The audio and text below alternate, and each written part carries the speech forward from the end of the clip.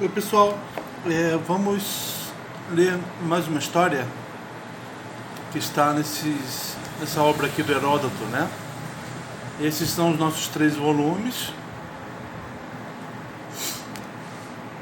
Vamos começar por esse aqui.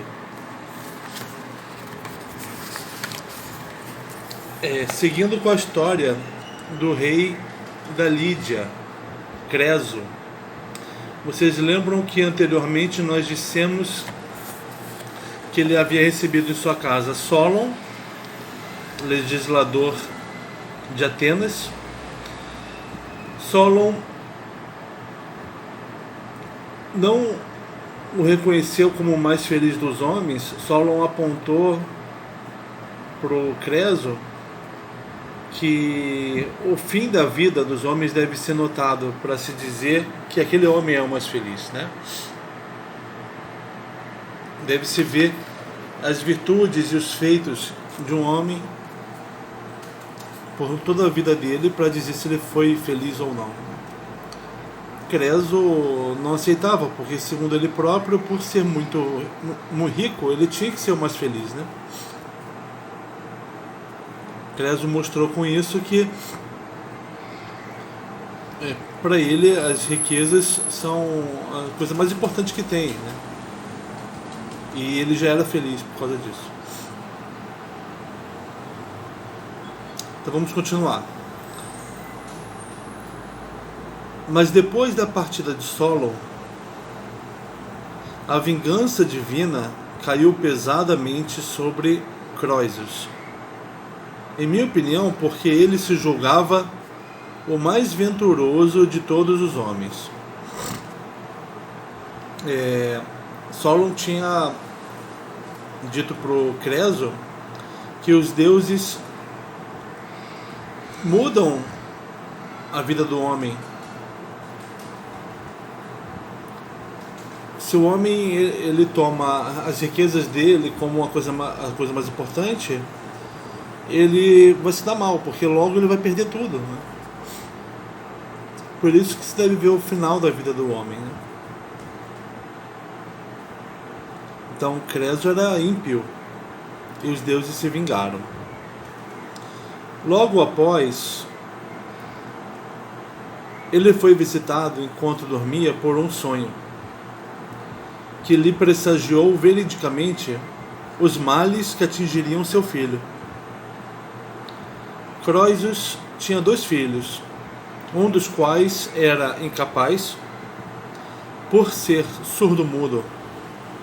O outro, porém, chamado Atis, era superior sob todos os aspectos a qualquer de seus coetâneos,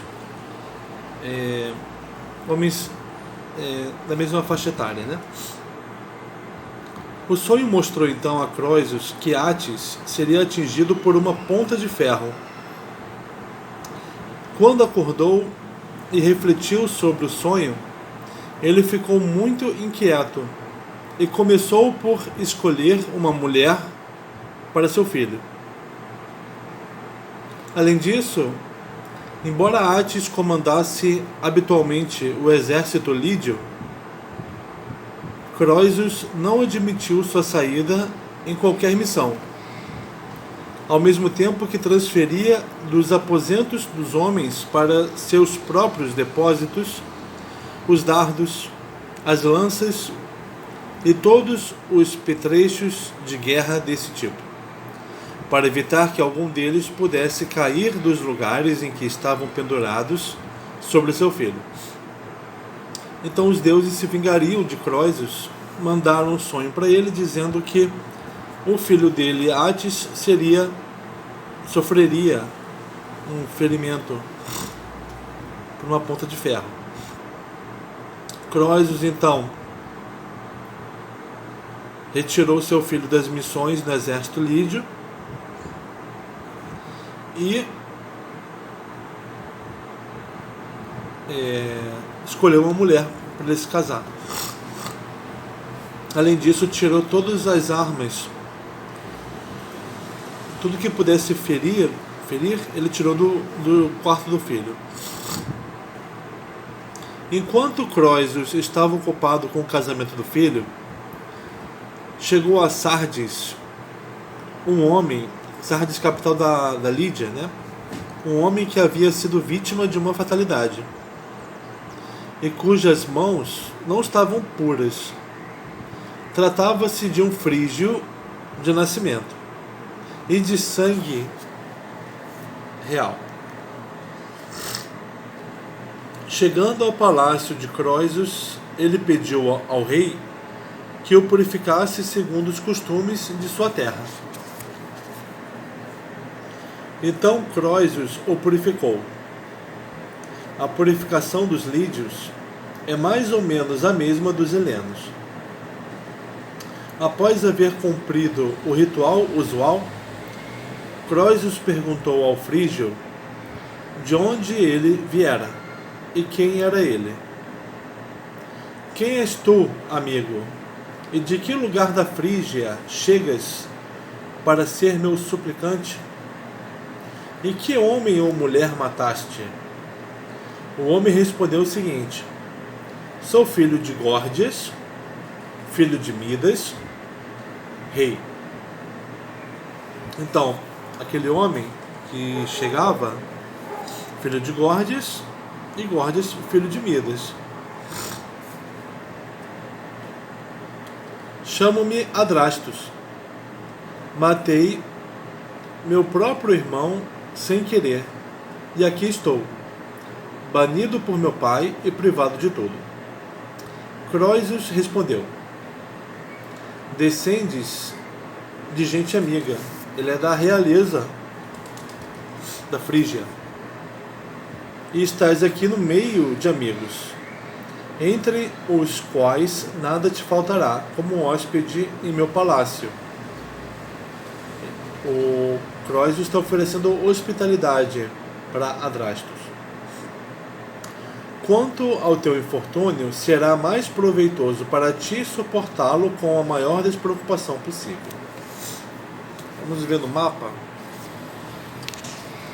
Só relembrar da localização desses lugares, né? Aqui, o continente grego, as ilhas gregas, aqui a Ásia. Isso tudo está se passando aqui na Lídia. E Adrastos veio da Frígia.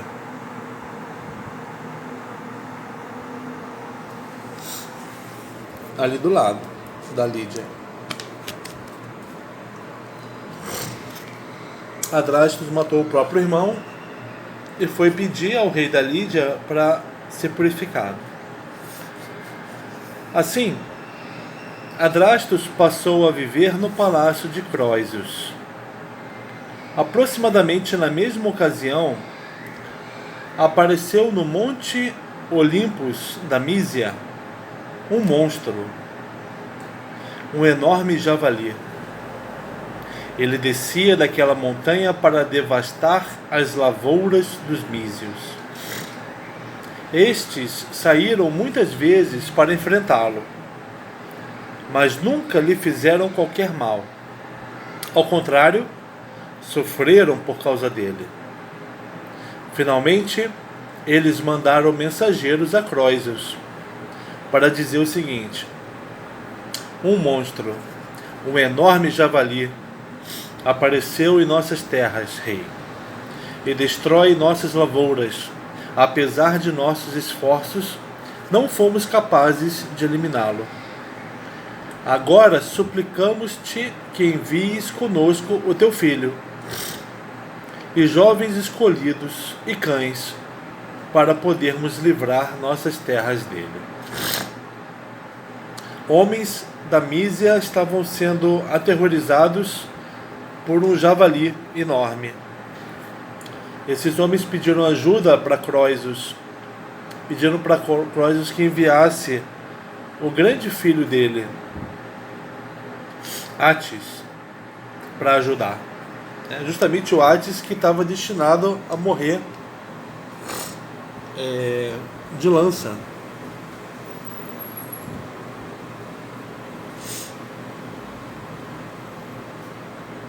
Os mísios fizeram essa súplica Mas Croesus, lembrando-se do presságio de seu sonho, respondeu com as seguintes palavras: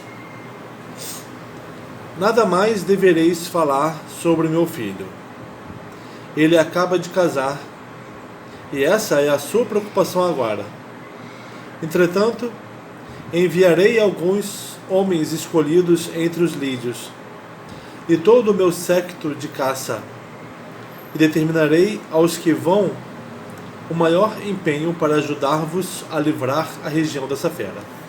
O rei disse: meu filho vai casar, está muito ocupado com isso, eu vou mandar homens capazes de resolver esse problema, né? O rei não vai mandar o filho, não.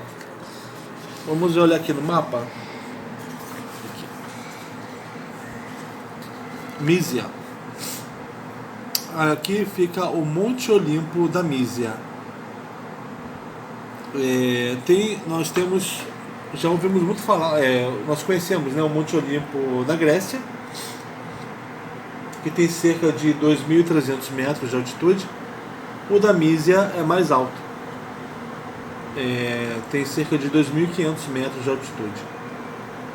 E ela era na região do pé desse monte que estava acontecendo os ataques do grande javali.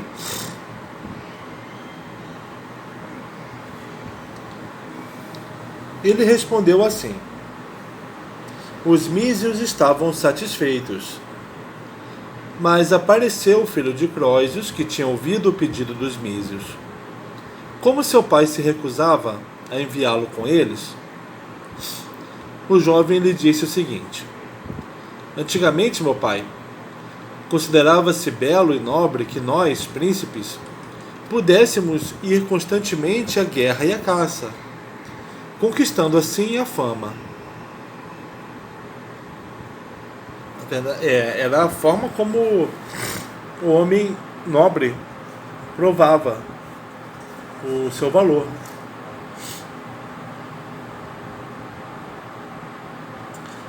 Agora, porém, afastas-me de ambas essas coisas, mas não por teres visto em mim qualquer sinal de covardia ou de indignidade. Com que semblante vou mostrar-me hoje quando for à Ágora ou voltar de lá? Que pensarão de mim os homens da cidade? Que pensará a mulher com que acabo de casar? Com que espécie de homem pensará ela que convive? Deixa-me participar da caça, ou mostra-me então com boas razões que tua atitude é a melhor para mim. O rei acabou privando o filho daquilo que lhe daria valor, daquilo que lhe daria fama ou glória entre os homens.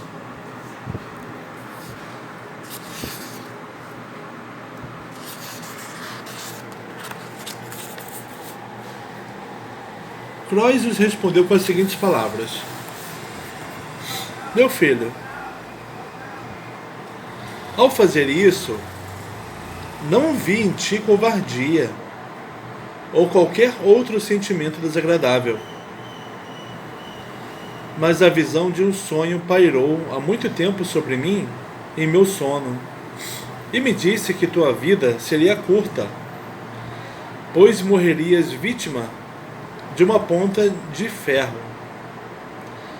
Por causa dessa visão, tive a preocupação de fazer o teu casamento, e me abstive de enviar-te em qualquer missão.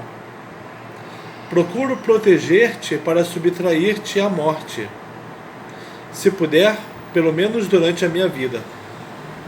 És meu único filho, pois não posso contar com outro por ser surdo-mudo.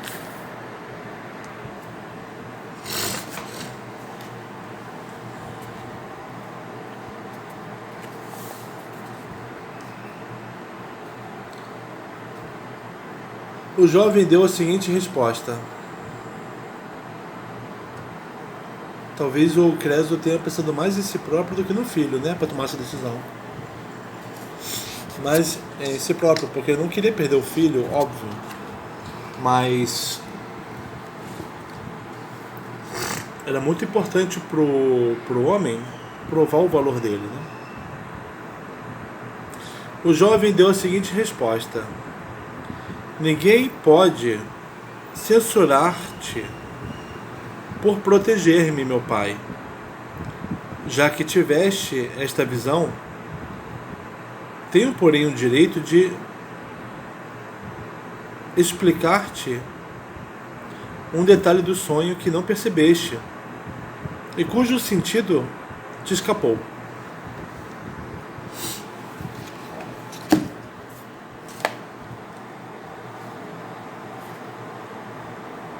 Segundo dizes, o sonho te mostrou que eu seria morto por uma ponta de ferro. Mas será que um javali tem mãos ou tem a ponta de ferro que temes? Se o sonho tivesse mostrado que eu seria morto por presas de javali ou por outra parte dele, terias de agir como ages. Mas foi por uma ponta de ferro. Logo, não sendo contra homens que vamos lutar, deixa-me partir. O filho então está tentando convencer o pai, né, de que não tem como ele ser morto numa caçada de javali, já que o destino dele era ser morto por uma ponta de ferro. Crozius respondeu: teu raciocínio sobre o sonho, meu filho, teve um certo efeito e me persuadiu. Confesso-me vencido por ti, mudo de opinião e deixo-te ir à caça. Tendo dito isso, Crozius mandou chamar o frígio Adrastus. E quando ele chegou, o rei lhe disse o seguinte: na ocasião em que foste atingido por um infortúnio cruel, pelo qual não te censuro, eu mesmo te purifiquei e te recebi. E ainda hoje te hospedo em meu palácio, incorrendo em todas as despesas. Agora, portanto, deves-me uma retribuição de bons serviços pelos benefícios que te fiz. Peço-te, cuida de meu filho enquanto ele vai à caça para evitar o aparecimento de assaltantes em vosso caminho. Gente perversa disposta a fazer-vos mal. Ademais, é bom que também vais a um lugar onde podes obter renome por teus feitos. Tal atitude convém ao filho de teu pai, e tens bastante força para isso. Crozius chamou Adrastus para acompanhar o filho,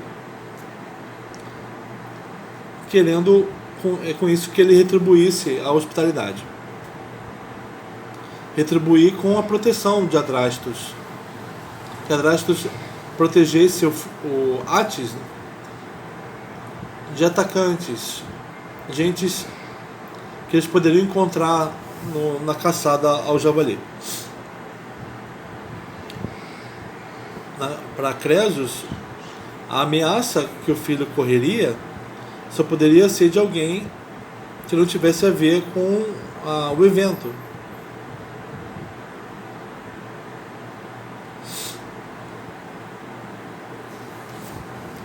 Adrastus respondeu o seguinte: em qualquer outra circunstância, rei, eu não iria avante nesse cometimento. Uma pessoa tão infortunada quanto eu não deveria misturar-se com seus pares mais afortunados. Não tenho tampouco esse desejo, e por muitas razões eu teria recuado. Mas agora que insistes, cumpre-me ser-te agradável. Devo-te uma retribuição de bons serviços, e estou pronto a obedecer-te nisso. Quanto a teu filho, que me pedes para guardar, podes ter a certeza de que, tanto quanto depender de seu guardião, ele voltará para ti são e salvo. O Adrastos mostra que tem mais tino que o rei, ao dizer que, como ele é infortunado, como ele matou o próprio irmão, ele não se misturaria com os outros homens. O mal poderia acontecer. Algo mal. Quem sabe, né? Tá, ele foi purificado pelo rei Cresos? Sim, mas será que foi mesmo purificado? Será que os deuses... Será que ele ainda não está impuro? Ou seja, sujeito a sofrer mais infortúnios?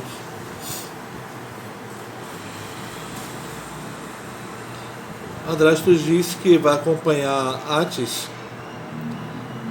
porque Creso pediu uma retribuição pela hospitalidade. E outra coisa, né? O Adrastos disse que do que dependesse dele,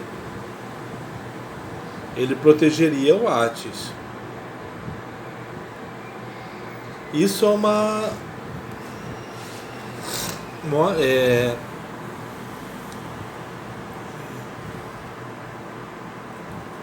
E o que não depende dele, né?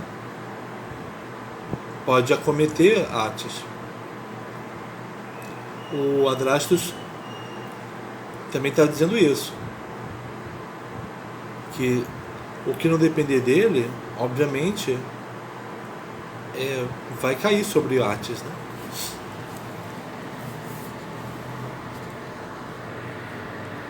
Ele não mentiu para o rei.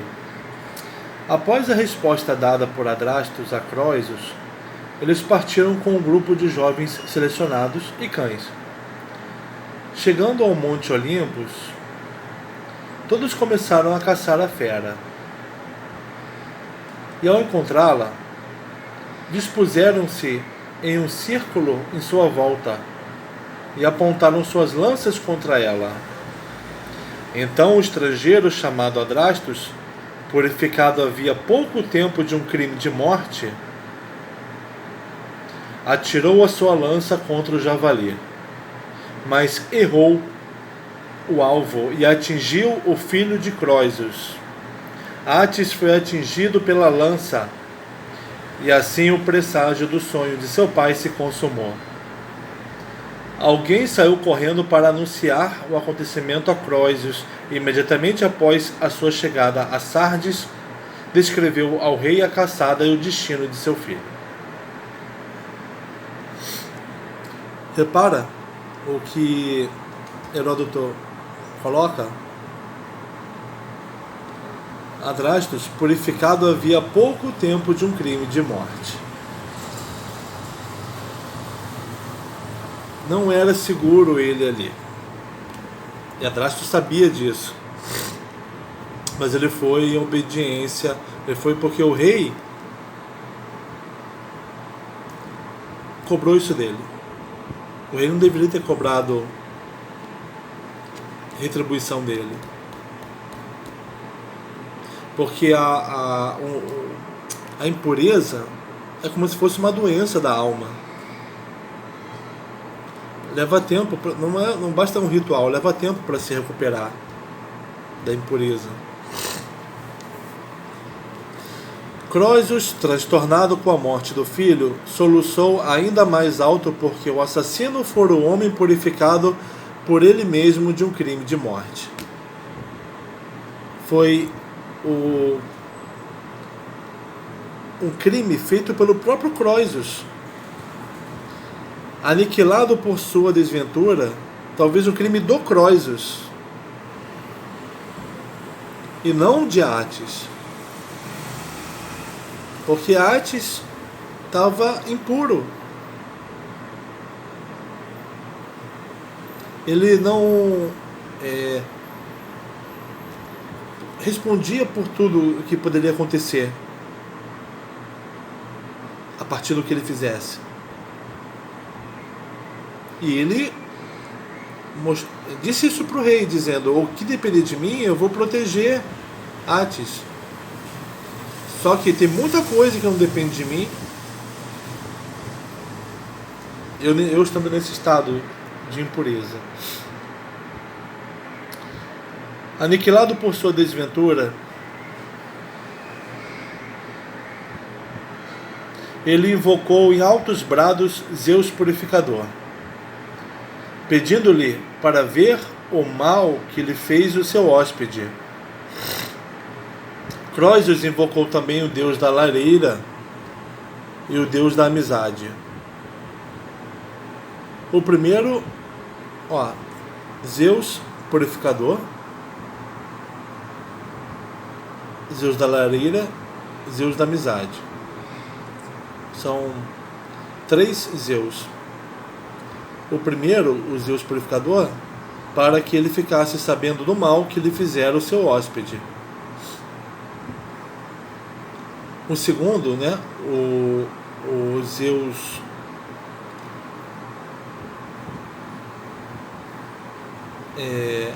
da lareira, porque ele acolhera o hóspede em sua casa e assim cuidara do assassino de seu filho. O terceiro, o Zeus da amizade, por haver encontrado seu pior inimigo no homem que encarregara de proteger o seu filho. Então, são 3 aspectos de Zeus, né? Aspecto purificador, que trata disso aqui, para que Croesus ficasse sabendo do mal que ele fizera ao seu hóspede. O mal sofrido, o Zeus Purificador vai mostrar. O Zeus da lareira tem a ver com acolhimento, hospitalidade.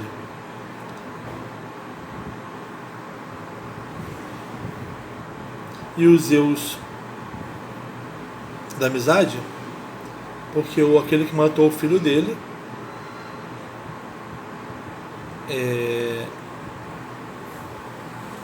era o pior inimigo dele. Aqui. Zeus é invocado por Croesus em sua tripla condição de Deus, a cujo cargo estão a purificação por crimes involuntários, o Zeus Purificador, a purificação da lareira, símbolo da hospitalidade, e a vigência dos direitos da amizade. Ele quer que Zeus mostre para ele o mal que ele sofreu, quer que Zeus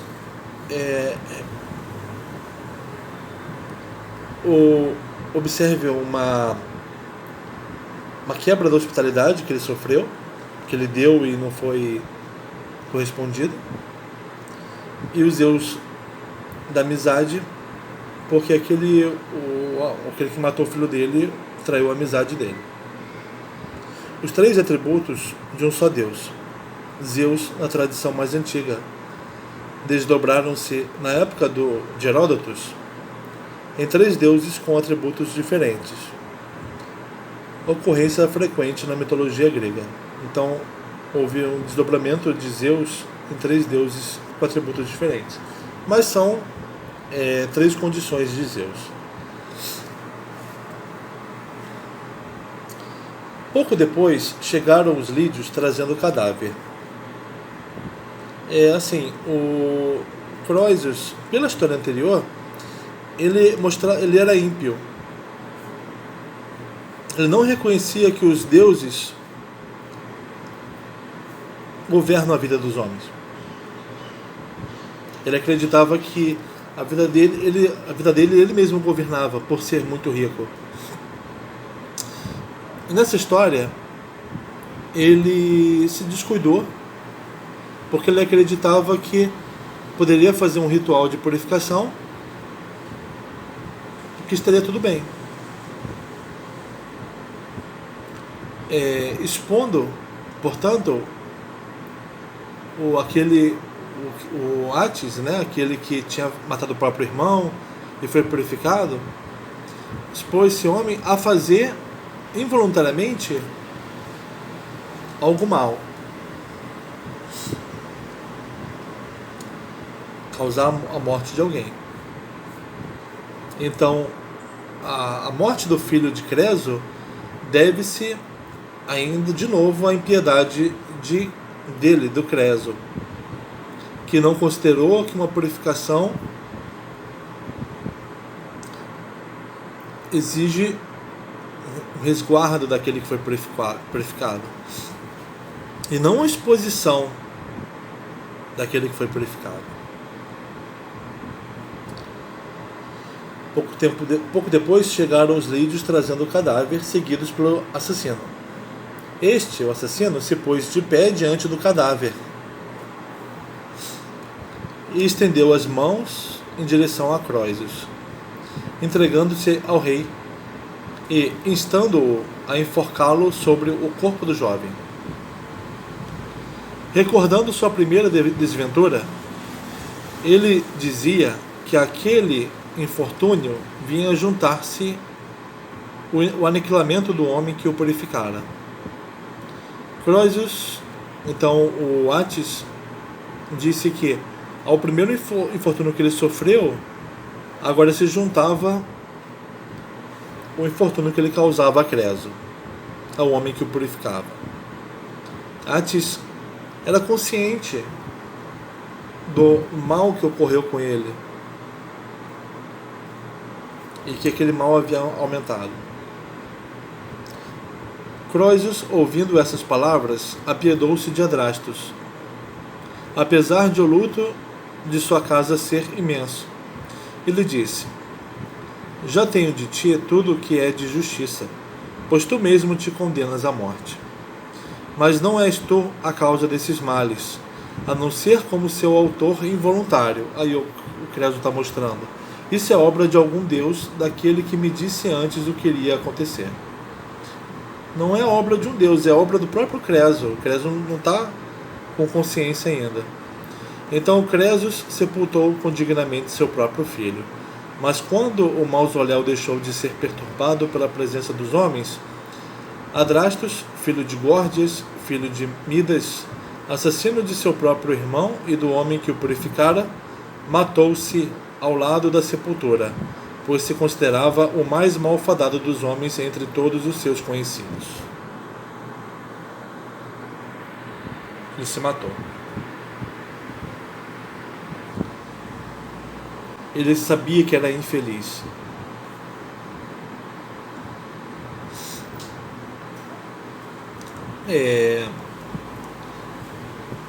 Depois de uma história em que é discutido o que é felicidade, o que é melhor, o que é eudaimonia,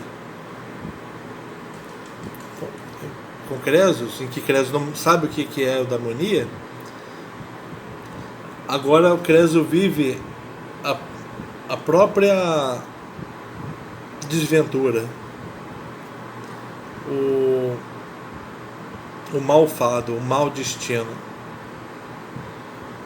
ou a infelicidade.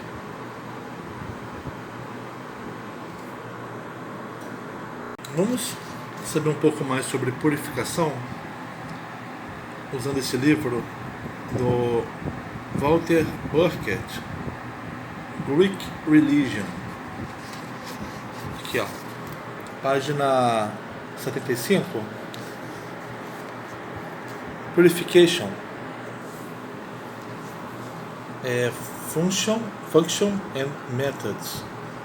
All creatures must keep clean, eliminating matter, which is source of irritation, and so is defined as dirt. Todas as criaturas devem se manter limpas, eliminando a matéria, que é a fonte de irritação. Matéria definida como sujeira. A purificação é em relação a uma certa matéria. For men, cleaning becomes one of the formative experiences of childhood. Cleanliness sets limits. A limpeza faz parte da experiência, uma experiência formativa dos homens que estabelece limites. A sujeira é a falta de limite, The child learns how ready others are to banish a dirty person along with his dirt. A criança aprende como os outros afastam aquele que está sujo, afastam-no junto com a sujeira dele. And how, faz parte do aprendizado humano. And how, by following certain procedures, unacceptable status may be regained. As crianças aprendem que os outros afastam aqueles que estão sujos e afastam a sujeira. Então, por isso que a limpeza estabelece limites entre o limpo e o sujo. O sujo é afastado. E com a limpeza, um status, a partir de certos procedimentos, o status de limpo é readquirido. Purification is a social process. To belong to a group is to conform to its standard of purity. Pertencer a um grupo é corresponder ao seu padrão de pureza. Aquele que não corresponde não está no grupo. The reprobate, the outsider, and the rebel are unclean. Quando o Crésus recebeu Atis em sua casa, Adrastos em sua casa, antes de dar-lhe hospitalidade, ele o purificou para poder conviver com ele. Groups which set themselves apart from the rest of society may do so through an appeal to special heightened purity. Grupos que são colocados fora da sociedade, a eles se dedica, a eles se volta um tipo especial de pureza.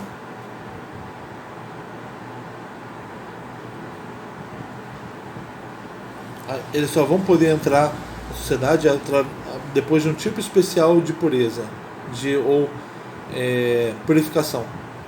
Accordingly, a gente cobra muito mais, né? Um comportamento muito mais contido dos marginais. Accordingly, the emotionally charged activities of cleaning have become ritual demonstration. As atividades emocionalmente carregadas de limpeza se tornaram demonstrações rituais. By celebrating the elimination of irritating matter, these rites delimit a more highly valued realm. Either the community itself in relation to a chaotic outside, or an esoteric circle within society. Essa celebração, essas atividades emocionalmente carregadas se tornaram rituais. E a comunidade que celebra esses rituais para eliminar a matéria que causa irritação,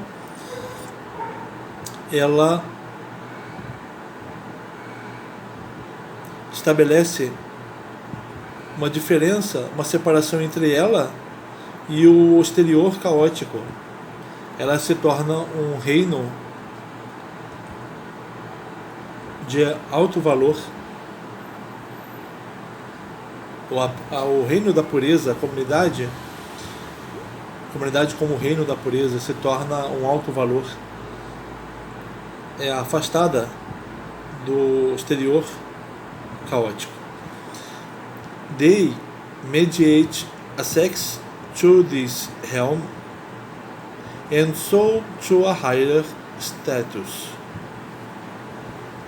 They play out the antithesis between a negative and a positive state, and so are suited to eliminate a state which is truly uncomfortable and disruptive, and to lead over to a better, pure state.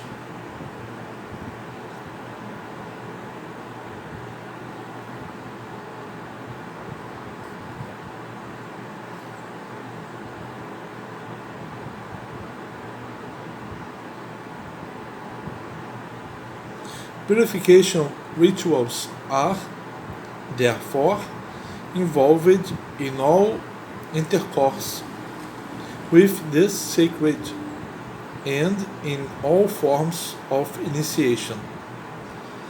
But they are also employed in crisis situations of madness, illness and guilt. A purificação, então, os rituais de purificação, eles ocorrem nas iniciações religiosas, sagradas, e também situações de crise, no tratamento de loucura, doença e culpa. Foi o que a gente viu na história do Creso purificando Adrastos, né? Insofar as in this case the ritual is placed in the service of a clearly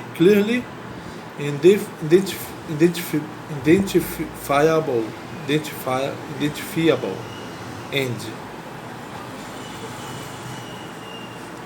It assumes a magical character. Sabe-se o que se quer, né? Fazendo a purificação.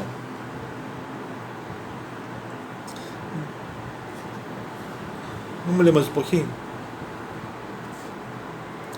The most widespread means of purification is water, and in Greek purification rituals, contact with water is fundamental. In addition, there is the practice of fumigation to eradicate foul smells, a primitive form of disinfecting. A forma mais comum de purificação é a água, para se livrar de maus odores. Odysseus sulfurates the hole after the blood bath he has caused. Lembra da cena lá no final da Odisseia, em que o Odisseu matou os pretendentes todos? Depois ele purifica o lugar. The Greek word to purify, katairen, is perhaps to be derived from the Semitic word from cultic fumigation, kitir. Acho que é assim que se fala.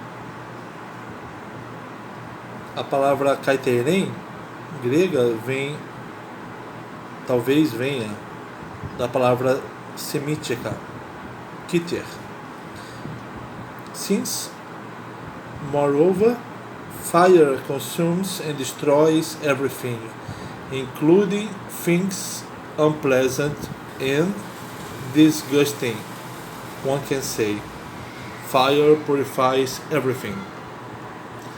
To further requisites of Greek purifications are less immediately intelligible.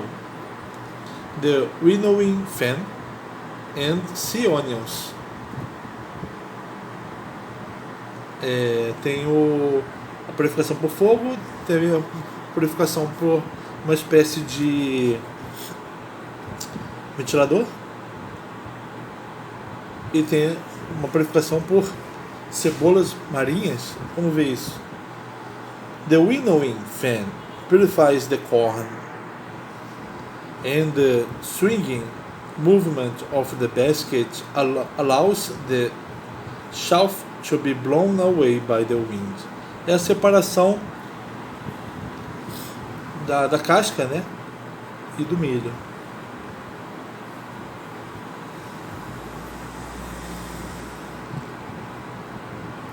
Você vai no mercado, tem a seção de alho. Às vezes o cara vai lá e faz com um papelão, ele sopra todo a casca do alho para ali em cima só ficar o alho mesmo, né? Sem a sujeira. É um processo de separação, de purificação. The swinging of the basket the swinging of the basket over the head of the initiant suggests analogy magic, but equally the showering of the newcomer may be recognized as an reaction of aggressive feelings. O balançar da cesta sobre a cabeça de alguém que está iniciando, e também o banho dessa pessoa estão ligadas à abreação ou à catarse, ao catairém, a aberração de sentimentos agressivos. Just as the victors of the games are honored by pelting with leaves. No Greek explanation is found for the use of onions, but in a Hittite ritual text is illuminating. The onion is peeled skin by skin until nothing remains. In this way, the disturbing matter is eliminated very elegantly. The use of blood sacrifice for purification is ambiguous, but nevertheless, purification is thereby brought within the central reserve of the sacred work. Essas atividades de banhar o impuro,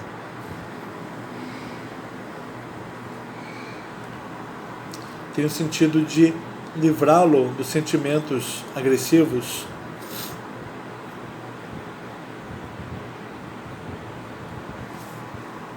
Whatever is ritually and forcibly eliminated in the act of purification can be interpreted as a gift to certain powers who are therefore uncanny and perverse and better not mentioned by name.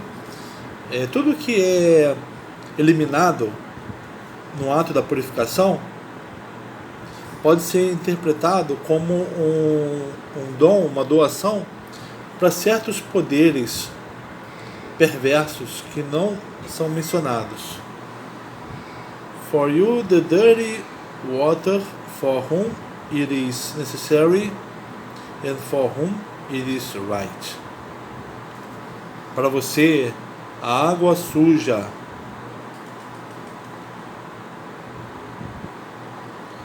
For the time of Xenocrates onwards, one speaks of demons concerned with unclean things. They are in turn unclean. Também se falava de daimons ligados a coisas sujas, né? Modern interpreters seeking to clarify the ideas which accompany the ritual prefer to speak of a material conception of pollution, which can be transmitted through contact, but which can also be isolated, concentrated, and eliminated. Intérpretes modernos que entendem a poluição como algo material, e essa poluição como algo que pode ser isolado, concentrado e eliminado. In practice, few words and no detailed explanations were needed. The social function was immediately manifest and effective. Então, a purificação feita pelo Creso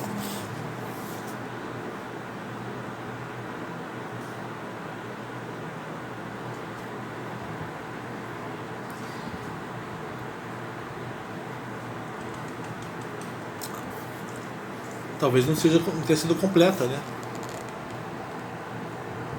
Porque ele não falou na história de nenhuma. O Creso não pediu a nenhum deus, repararam nisso na história? Para purificar o seu visitante. Ele não citou nenhum deus. Então ele não purificou nada. Ele deve ter lavado as mãos do visitante, mas não pediu a nenhum deus que limpasse o homem, porque a limpeza não é física. A limpeza é de uma matéria espiritual. O Creso então mostrou impiedade. É isso. Então, lemos a tradução do Mário da Gama Cury. Agora leremos a da Maria Aparecida de Oliveira Silva.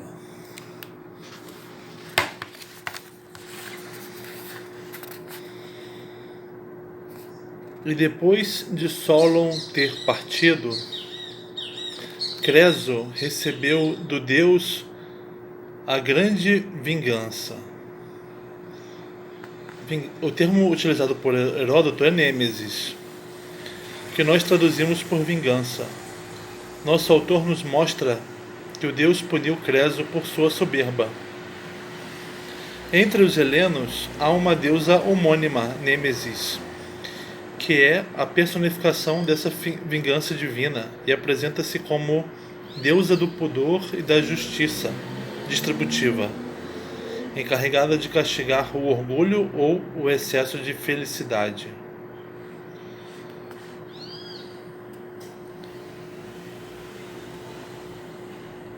Recebeu do Deus a grande vingança, como parece, porque considerou a si mesmo como o mais feliz de todos os homens. Ela continua falando de felicidade, né? Mas para os gregos não, né? É mais eudaimonia, prosperidade. Imediatamente após ele dormir, sucedeu-lhe um sonho que lhe mostrou a verdade dos fatos futuros, que iria acontecer coisas ruins para o seu filho. E Creso tinha 2 filhos, um deles era imperfeito, pois era surdo, e o outro, em muito, era o primeiro dentre os de sua idade em todas as coisas. E o seu nome era Atis. E o sonho indicava que era esse Atis que morreria ao ser atingido por uma ponta de ferro. Em seguida, ele se levantou e refletiu consigo sobre a mensagem. Perturbado com o sonho, arrumou uma mulher para o filho. Estava acostumado a comandar as expedições militares dos lídios. E ainda, ele não o enviou para nenhuma missão dessa natureza. E também dardos, lanças e todas as coisas desse tipo que os homens usam nas guerras retirou do recinto dos homens e amontoou-os em seu quarto, para que não ficassem pendurados. Recinto dos homens ou do quarto do Atis? Como é que está na outra tradução?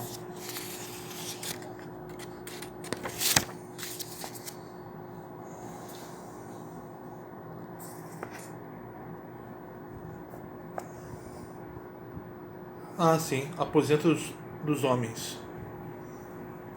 Tá. Também está assim na outra tradução. Tá, ok.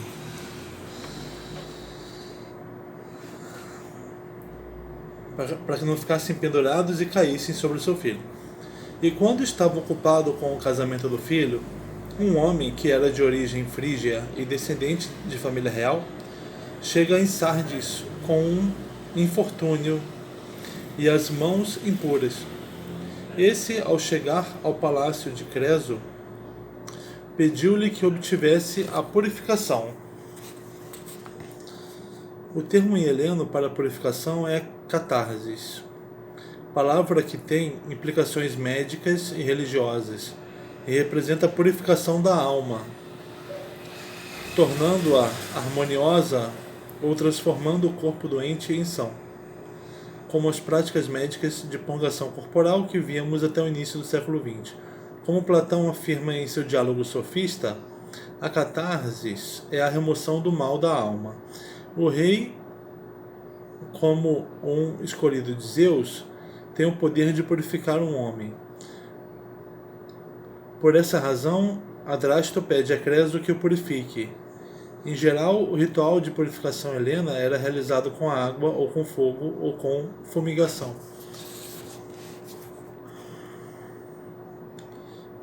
Creso, Adrasto chegou e pediu para o Creso purificar, conforme os costumes dos povos da região. E Creso purificou-o. Não falou como.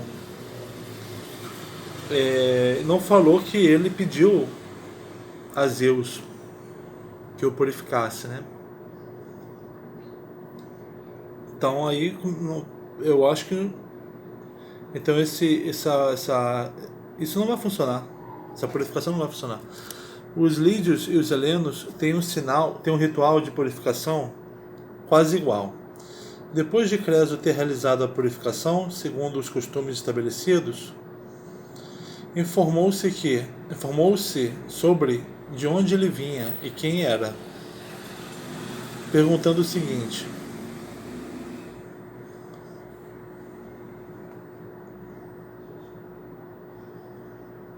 Homem, quem és e de que lugar da Frígia vieste para tornar-se meu suplicante?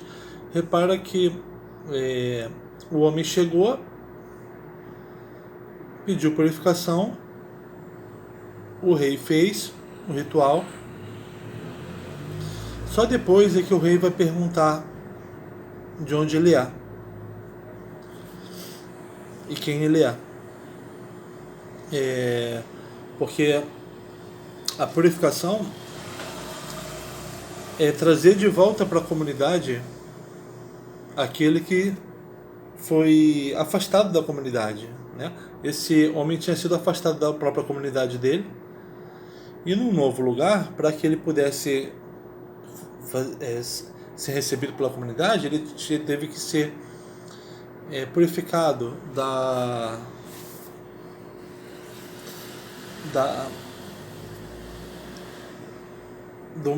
daquilo do qual ele estava carregado, né?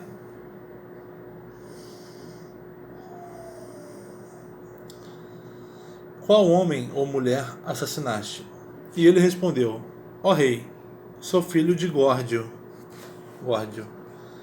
Diversos reis frígios receberam o nome de Górdio na Frígia. Não é o mesmo rei citado no capítulo 14 deste livro. Sou filho de Górdio, filho de Midas. Do mesmo modo que com Górdio, diversos reis frígios receberam o nome de Midas na Frígia. Não se trata do mesmo rei citado no capítulo 14 deste livro. E chamo-me Adrasto, Contra minha vontade, matei meu próprio irmão e me apresento porque fui banido pelo meu pai e despojado de todas as coisas. Creso respondeu-lhe o seguinte: por que és descendente de homens amigos e vieste para junto de amigos? Aqui não estarás em dificuldade por coisa alguma, enquanto permaneceres em meu palácio. Com relação a esse seu infortúnio, se o suportar de um modo mais despreocupado possível.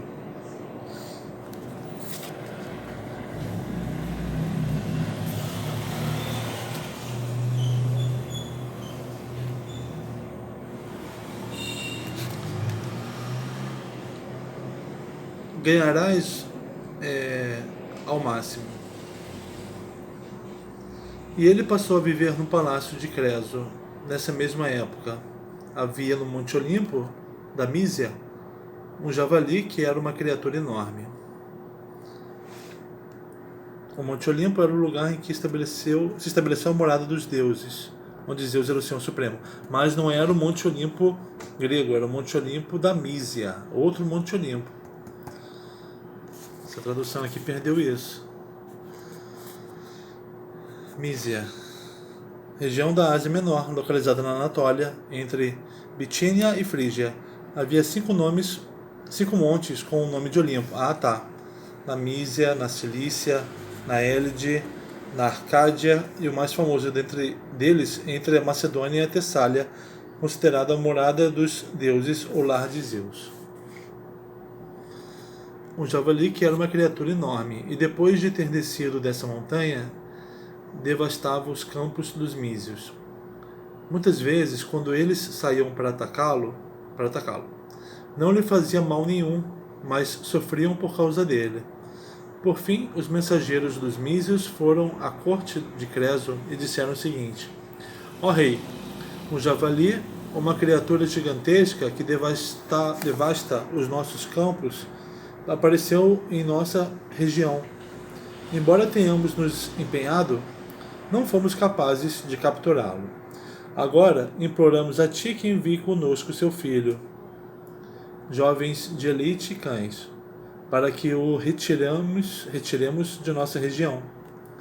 Depois de pedirem isso, Creso, lembrando o anunciado em seu sonho, disse-lhes o seguinte: não vos lembreis ainda de meu filho, pois não poderia enviá-lo. Ele está recém-casado, e isso agora não lhe importa. Todavia, enviarei os seletos dentre os lídios e todo o meu grupo de cães de caça, e ordenarei aos que vão que sejam os mais empenhados possível, ou o mais empenhado possível, para retirar convosco essa fera da vossa região. E respondeu-lhes isso. Quando alguns dentre os mísios ficaram satisfeitos, o filho de Creso aproximou-se deles, porque ouvira o que os mísios haviam pedido. Porque Creso disse que não enviaria seu filho com eles, o jovem disse-lhe o seguinte: pai, em outro tempo, quando íamos para a guerra e a caça, éramos estimados e tínhamos as coisas mais belas e mais nobres. Aquele que é o honrado, ele tem as coisas mais belas e nobres. Agora tens me excluído de ambas. Mas não porque viste em mim alguma covardia, nem falta de coragem. Hoje, quais olhos e expressões devo mostrar quando for à ágora e dela voltar? Qual opinião terá sobre mim um cidadão? O que alguém pensará como a mulher com que estou recém-casado? Como aquela julgará o homem com que convive?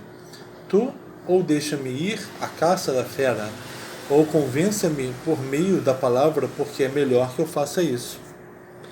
Creso respondeu o seguinte: filho, faço isso contigo, não porque apresentaste alguma covardia, nem nenhuma outra coisa desagradável, mas por uma visão de um sonho que sobreveio em meu sono e me disse que tu viverias por pouco tempo, que serias morto por uma ponta de ferro.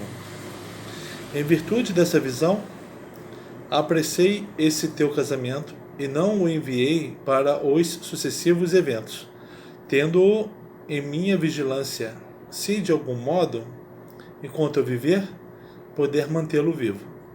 Pois és o meu único filho, e o outro, porque tem a audição arruinada, não há como eu contar com ele. O jovem respondeu o seguinte: compreendo, pai, que tu tiveste essa visão e quiseste manter vigilância sobre mim. O que não compreendes, mas o que te passou despercebido durante o teu sonho, é justo que eu te diga. Dizes que o sonho revelou-te que eu seria morto por uma ponta de ferro. Como são as garras de um javali? Como é a ponta de ferro? Como é uma ponta de ferro a que tu temes? Pois se tivesses me dito que eu seria morto por um dente, ou por parte dele, o que isso parece? Seria preciso que tu fizesses as coisas que fazes. Na realidade, pela ponta de ferro. Depois a nossa batalha não será contra homens. Deixa-me ir. Creso respondeu: filho, há algo com o qual me vences com o teu pensamento, quando me revelou outro aspecto da visão que tive em sonho. Porque me venceste, mudei de ideia e te permito ir à caçada. Após dizer isso, Creso mandou vir à sua presença o frígio Adrasto. E, quando ele chegou, disse-lhe o seguinte: Adrasto, quando tu foi atingido por um desagradável infortúnio, pelo qual não te repreendo, eu te purifiquei e te hospedei em meu palácio, provendo toda a tua despesa. Agora, pois, tu deves, pelas coisas úteis que eu te fiz antes, retribuir-me com coisas úteis. Tem uma coisa na fala do Creso, que lembra que adiante ele vai suplicar, quando o filho é morto, vai suplicar aos Zeus: purificador, hospitaleiro e amigo. Ou purificador, também do doméstico, né? E amigo. Aqui, quando ele recebe o Adrasto, né? Ele purificou o Adrasto. Depois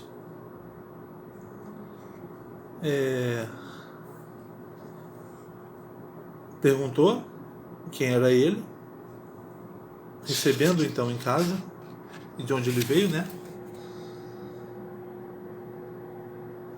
Aqui, ó, e depois vem pro amigo, ó. Porque és descendente de homens amigos e vieste para junto de amigos, aqui não estarás em dificuldade por coisa alguma. Então tem nessa conversa do Creso primeira com Adrasto, tem essas 3 etapas: purificação, receber em casa perguntando quem ele é, de onde vem, e terceiro, falando que ele vem de homens amigos. Aqui, com o filho, não minto, com o Adrasto novamente, ele repete os 3. Adrasto, quando tu foi atingido por um desagradável infortúnio, pelo qual não te repreendo, te purifiquei, primeiro, te hospedei, segundo, né, em meu palácio, provendo toda a sua despesa. Agora, pois, tu deves, pelas coisas úteis que te fiz antes, retribuir-me com coisas úteis. Eu tenho a necessidade de que tu faça a proteção do meu filho que está indo para a caçada, para que não apareçam para vós alguns ladrões perversos pelo caminho que vos causem algum dano. Além disso, é preciso que tu vás onde te tornarás famoso por teus feitos, pois há o que herdaste de teu pai e ainda tens a força. Ele pede que o Adrasto seja amigo do filho dele.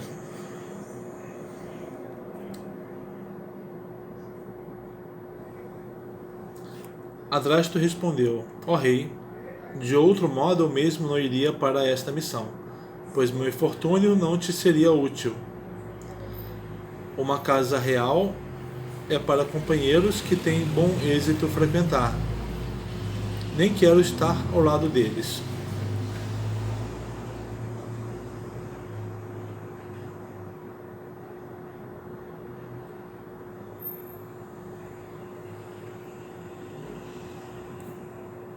O Adrasto está falando que ele, se não fosse esse pedido do rei, ele não iria para essa missão, pois meu infortúnio não te seria útil.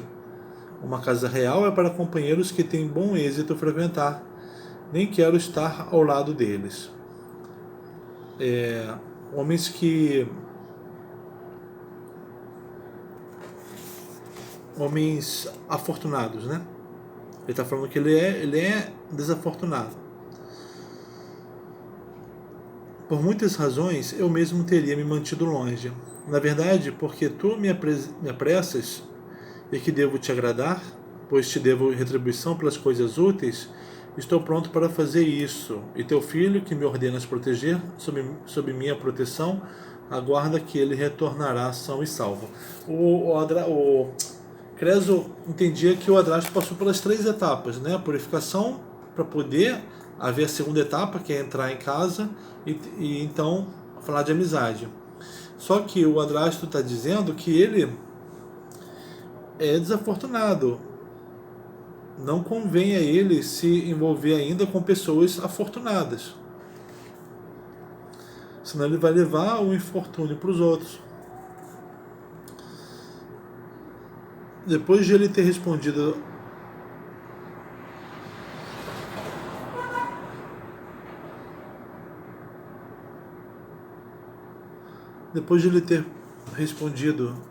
essas coisas a Creso, logo partiram equipados com os jovens selecionados e os cães. Quando chegaram à montanha do Olimpo, procuraram pela fera e, ao encontrá-la, colocaram-se em volta dela, em círculo, e lançaram seus dardos nela. Lá, então, o estrangeiro, esse que havia sido purificado pelo assassinato, chamado Adrasto, quando lançou o seu dardo no javali, errou, e por acaso acertou o filho de Creso. E ele foi atingido por sua ponta e cumpriu-se o presságio do sonho. E rapidamente alguém anunciou o que se passara a Creso. E quando ele chegou no palácio em Sardes, explicou-lhe a luta e o destino de seu filho. E Creso, perturbado com a morte do filho, mais intensamente se lamentou, porque quem o havia matado tinha sido por ele mesmo purificado de um assassinato. Aquele primeiro passo dele foi errado, ele não purificou nada. Consternado pelo infortúnio, terrivelmente clamou por Zeus Catársios. Catársios, epíteto de Zeus, significa purificador. Então, clamou por Zeus Catársios que fosse testemunha de como estava sofrendo pelas ações do seu hóspede. E clamou por Zeus Epísteos, significa fogo doméstico, protetor do fogo doméstico, por conseguinte associado à lareira, relacionado à esfera familiar. E por Zeus Etairos, companheiro. Por extensão, como sugere Chantraine, o deus da camaradagem e da amizade, assim é o Deus protetor das relações de amizade. Ele mesmo nomeou assim o Deus, chamando os Epísteos, porque havia habitado em seu palácio, advertindo-o que não lhe passasse despercebido de que seu hóspede, que fora alimentado por ele, era o assassino de seu filho. Quer dizer, ele agradou os Zeus Epísteos, né, os Zeus hospedeiro, mas aquele homem assassinou o filho dele. E o outro é Tairos, porque tinha sido enviado como protetor e havia descoberto que ele era o seu maior inimigo.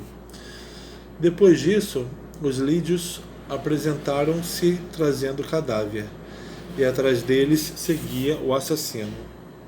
Esse, colocando-se de pé diante do cadáver, ele mesmo o entregou a Creso, estendendo suas mãos, pedindo para que fosse imolado sobre o seu cadáver, falando a respeito do seu primeiro infortúnio, e que sobre esse estava a ruína de quem o purificara, e que não lhe era possível ficar vivo. Creso, após ouvir essas palavras, teve compaixão de Adrasto.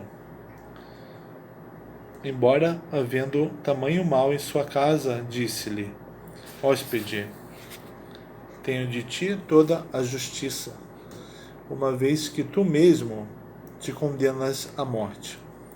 Mas tu não és a causa desse meu mal, a não ser na medida em que involuntariamente agiste, mas o é de um dos deuses, o que há muito me indicou os fatos que ocorreriam no futuro. Creso sepultou, como era o costume, o próprio filho, e Adrasto, filho de Górdio, filho de Midas, esse que era o assassino de seu irmão, e um assassino para quem o purificara, depois que em torno da sepultura houve uma calmaria de homens, reconhecendo que era dentre os homens, daqueles que ele conhecia, o mais desventurado, imolou-se ao lado do túmulo. Ele viu que ele era o mais desventurado dos homens e se matou.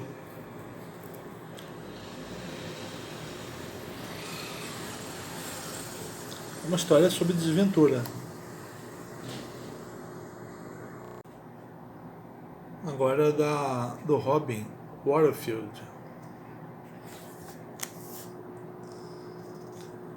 After Solon's departure, the weight of divine anger descended on Croesus. In all likelihood, for thinking that he was the happiest man in the world. Soon afterwards, while he was asleep, he had a dream which accurately foretold the calamities that were going to happen to his son. Croesus had two sons, one of whom was handicapped by being deaf and dumb.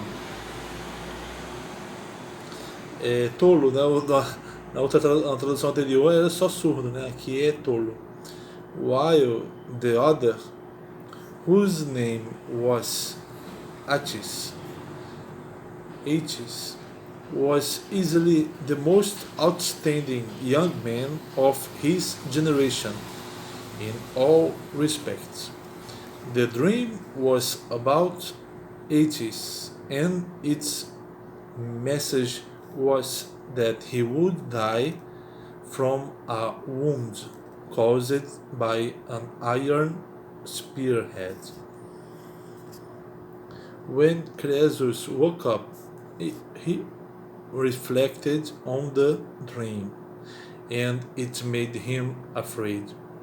First, he found a wife for his son, and second, a thought Attis had regularly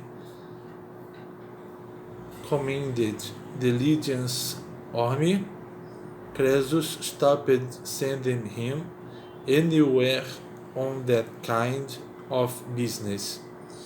He also had all javelins, spears, and similar weapons of war removed from the men's quarters and piled up in the bedrooms, in case any of them fell from where it hung onto his son. While he was busy with his son's wedding, a man arrived in Sardis who was oppressed by misfortune and had blood on his hands. He was a Phrygian by birth, from the royal family. He came to Croesus' home and asked if he could obtain a purification in accordance with local custom. And Croesus purified him. The rite is nearly the same in Lydia as it is in Greece. Once he had done it in the customary fashion, Croesus asked the man who he was and where he was from. "What is your name, sir?" he asked. "You have come here from Phrygia to seek refuge at my heart. But whereabouts in Phrygia are you from? And what man or woman did you kill?" "My lord," he replied, "Gorgias, the son of Midas, is my father, and my name is Adrastus. It was my own brother that I killed by accident. I'm here because I've been expelled from my home by my father and stripped of everything." Croesus' response was as follows: "You are among friends now. Your family and mine are friends. As long as you stay here in my house, you will have everything you want. Try to let the burden of your misfortune weigh you down as little as possible, because that will do you the most good." So Adrastus lived in Croesus' house. While he was there, a huge monster of a boar arrived on Mount Olympus in Mysia and kept coming down from his mountain base and ruining the Mysians' fields. The Mysians often went out after him, but they failed to inflict the slightest injury on him, although he hurt them. In the end, a Mysian delegation came to Croesus to tell him about it. "My lord," they said, "an enormous monster of a boar has appeared in our land,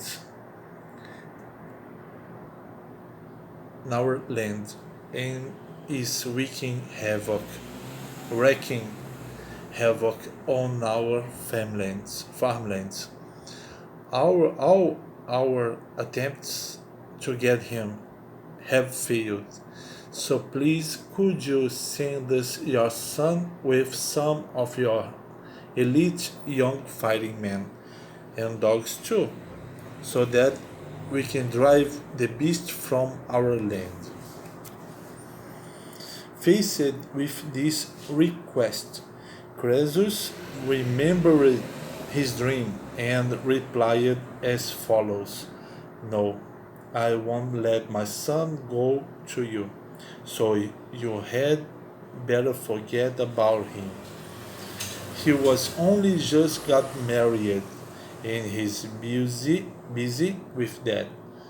But I will send you some of my elite troops, and you can have the whole pack of my hunting dogs, and I will give them strict instructions to do their very best to help you drive the beast out of your land." That was good enough for the Mysians, but then Croesus' son, who had heard the Mysians' request, came in to see his father. When Croesus insisted that he was certainly not going to send his son to help them, the young man said, "Father, in times past I used to perform the most admirable and noble deeds. I used to go to war or go out hunting and win distinction there. But these days you've been keeping me from both these activities, even though you have no evidence of any cowardice or faint-heartedness on my part. What impression do you think I must give as I come and go in the city square? What kind of a man? What kind of a man will my fellow citizens take me to be? What will my new bride think of me? What kind of a husband will she think she is living with? Please, either let me go on the hunt or persuade me that this course of action is better for me.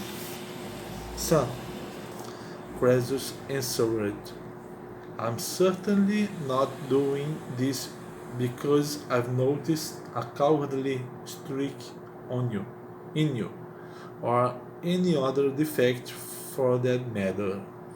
But an apparition came to me in a dream while I was asleep and told me that you didn't have long to live, and that an iron spearhead was going to cause your death.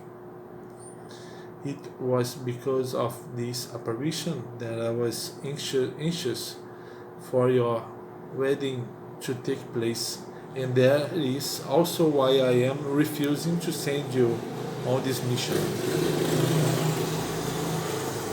I'm taking these precautions in case there's a way for me to hide you away while I'm alive. You are in fact my one and only son, the other one with his ruined hearing I count as no son of mine. Nossa, aqui ele falou que não considera o outro como filho dele. Né? What a dream, the young man said. I don't blame you for trying to protect me, but there is something you don't understand about the dream, something you haven't noticed, and it's only fair to let me explain it to you. You say that the dream told you that an iron spearhead was going to cause my death, but does a boar have hands? Where is its iron spearhead for you to worry about? If the apparition had told you that a tusk or something like that was going to cause my death, then of course you should have taken these precautions. But in fact, it was a spear. So since it's not men we are going up against, please let me go. All right, son, Croesus replied. I give him. Your explanation of the dream does make a kind of sense. I'll change my mind and let you go on the hunt. After this conversation, Croesus sent for Adrastus, the Phrygian. When he arrived, Croesus said, Adrastus, when you had been brought low by green misfortune, now that I'm holding it against you, not that I'm holding it against you, I purified you and took you into my house. Você chegou com infortúnio, né? E sem usar isso contra você, eu o purifiquei e o trouxe para minha casa. I have covered all your expenses. Aqui, purificou, trouxe para casa e pagou as despesas. 3 coisas, né? I have done you a lot of good. Zeus purificador, Zeus hospitaleiro e Zeus camarada. I have done you a lot of good, and now you ought me to return the favor. I'd like you to be my son's bodyguard. When he goes out on this hunt, in case any bandits ambush you on the road and try to do you harm. And besides, you two should be seeking out opportunities for distinguishing yourself. You come from a distinguished family and you are endowed with physical strength. My lord, Adrasto said, I wouldn't normally have anything to do with this kind of task. It isn't appropriate for someone who has met with the kind of misfortune I have to associate with those of his peers who are successful. Nor do I want to. Ele mostra uma clareza do que ele não deveria fazer. In fact, I'd have found plenty of reasons for not going, but you are insistent, and I have to do what you want, because I ought to repay you for the favors you have given me.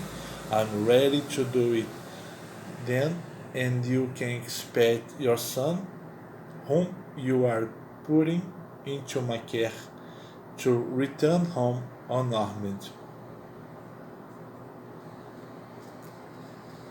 As his bodyguard, I'll see to it. This was his reply to Croesus. Sometime later, they set out along with the elite young fighting men and the dogs. Once they had reached Olympus, they started searching the mountain for the beast. They found it, stood in a circle around it, and began to throw their spears at it. This was the point at which Croesus' guest friend, the one who had been purified of manslaughter, and whose name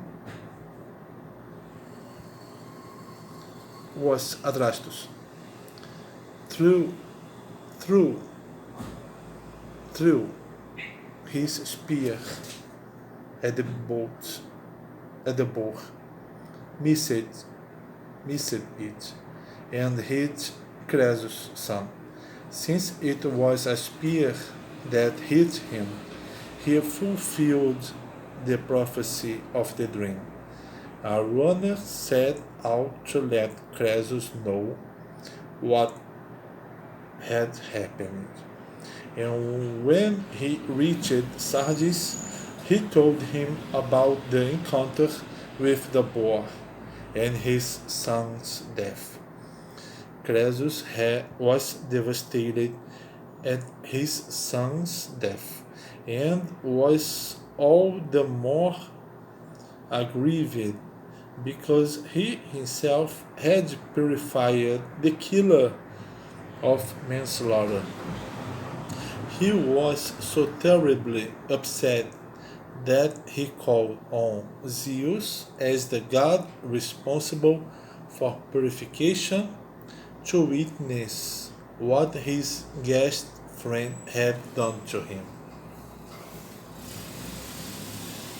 And he also called on the same god in his capacities as God of the heart and God of friendship.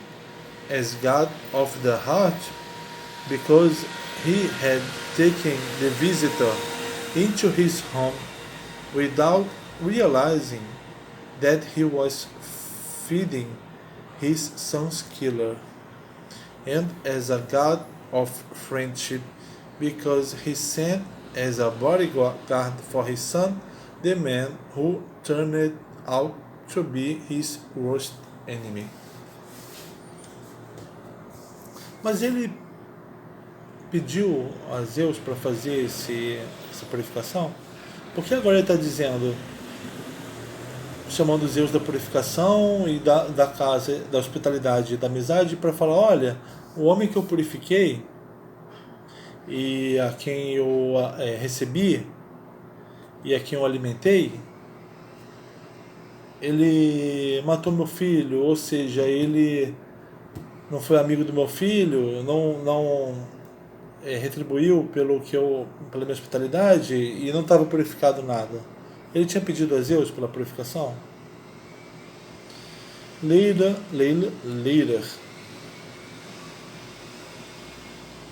the legions arrived carrying the body, with the killer following along behind them. He stood in front of the corpse, stretched out his arms towards Croesus, and gave himself up to him. He told Croesus to take his life over the corpse, because now, on the top of his earlier misfortune, he had destroyed the life of the one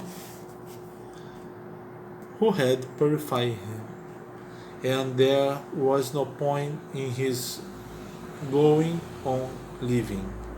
Croesus heard him out and felt pity for Adrastus, even though he had troubles enough of his own.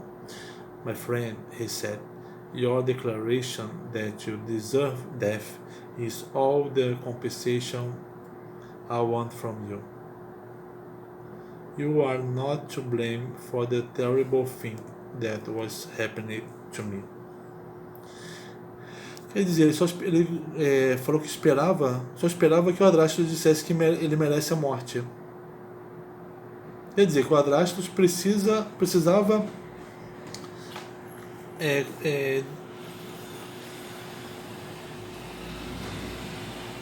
se dizer infortunado, desafortunado, e que merecia a morte por isso. Creso se satisfez com ele dizendo isso, né? Com Adrastus dizendo que é desafortunado, porque o próprio Creso não admite que ele é desafortunado, né?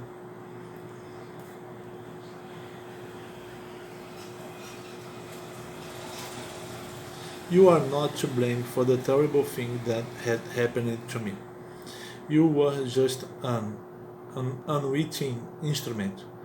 Responsibility lies with one of the gods who even warned me some time ago what was going to happen.